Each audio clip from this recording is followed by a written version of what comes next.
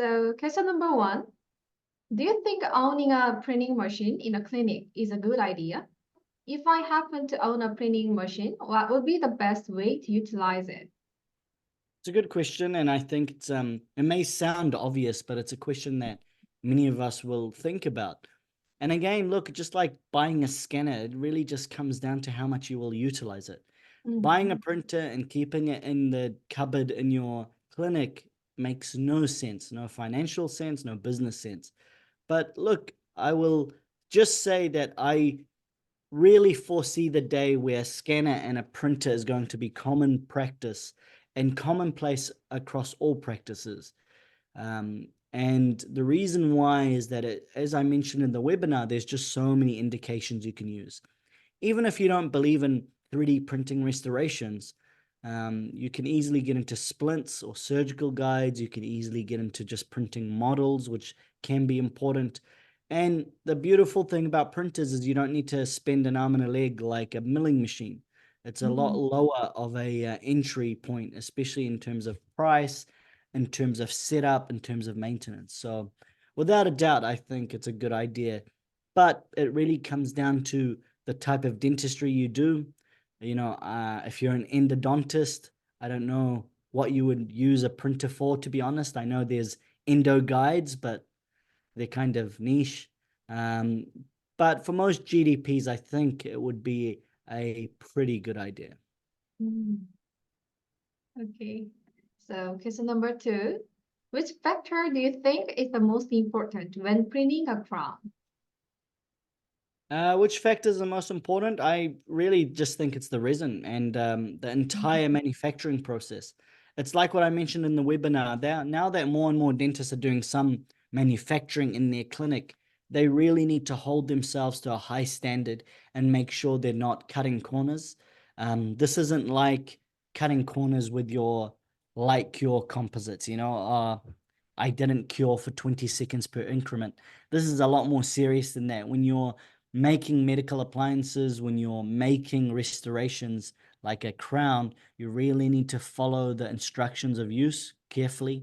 You need to make sure you're manufacturing it, you're printing it properly, you're washing it, you're post-processing it properly.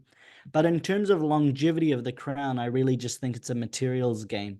And we're going to see huge advances this year in 2024 in resins, in printable resins, because a lot of money is going in this industry. You mean entire process is important when printing a crown? 100%. You can't pick any stage. And of course, look, if you want to go really upstream, I think it was like my same-day dentistry webinar, which if you haven't seen, I did for Medit. It will be in this playlist. Also, the prep is very important, but I suggest you check that webinar about preparation and CAD/CAM software. Okay, so question number three, what is the best way to restore 3D printing liquid? In terms of restoring it, in restoring the 3D printing liquid, sorry, I don't quite understand. What do you mean, like reusing it or recycling it? No, to store in the... Oh, storing. I thought you meant restoring. Sorry. Storing. Yeah. Look, storing the 3D printed liquid is very straightforward. A lot of these bottles you will see are just basically a dark black bottle. And the most important thing of these 3D printing liquids is you just keep them out of sunlight. That's the most important thing. So don't put your 3D printer in the room that has the most sunlight. And equally, don't put your resin bottles there. You just want to store them somewhere out of sunlight. And depending on the resin bottle, just keep in mind that you have to shake them or stir them quite a lot before using them. So just regular storage. What about the temperature? Temperature, look, that's actually a good point. I apologize. In New Zealand, temperature is so mild. We don't have very hot, we don't have very cold. It really depends on the resin, I believe. I've never actually looked on a resin bottle. I actually have a resin bottle right here. Give me 1 second. Okay. Here you are. Yeah, we got a resin bottle. It says the temperature up to 28 degrees Celsius and as low as 4 degrees Celsius. So normal kind No of more. temperature. You definitely don't want it to be boiling. You don't want it to freeze. So kind of stock standard for most dental equipment and most dental consumables. Yeah. Okay. So we have the last question.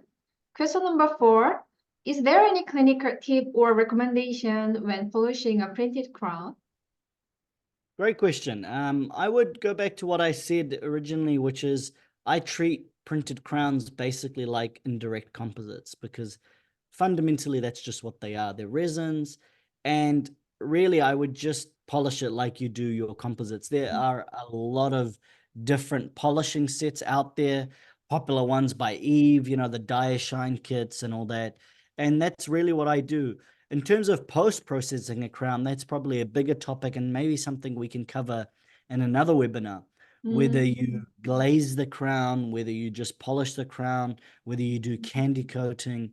But in terms of just polishing a crown, treat it like your usual composites, basically. Okay. Okay, so that was the last question. So thank you for delivering a good lecture for today. My pleasure. My pleasure, Jenny, as always. And I look forward to the future topics. And I think we can really dive deep into these printing topics further. And for anyone who's interested, please leave us a comment about which other topics you want to see on 3D printing, and we'd love to cover them. Okay, thank you. That's all.